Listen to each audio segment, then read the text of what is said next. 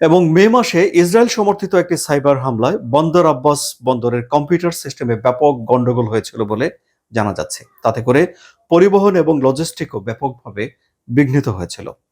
যদিও ইসরায়েলের এই আক্রমণগুলো তেমন কোনো ক্ষতি করতে পারে না বলে দাবি করে ইরান।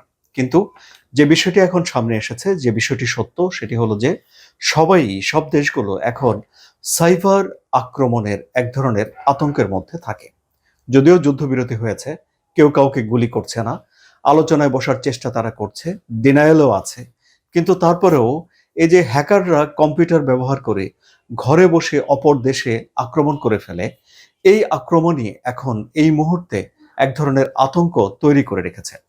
যুক্তরাষ্ট্র এখন আছে ইরানের হ্যাকারদের আতঙ্কে, ইসরায়েল আছে এখন ইরানের হ্যাকারদের আতঙ্কে, এবং ইরানও যথারীতি যুক্তরাষ্ট্র এবং ইসরায়েলের হ্যাকারদের আতঙ্কে রয়েছে, এটি আমরা অনুমান করে নিতে পারি।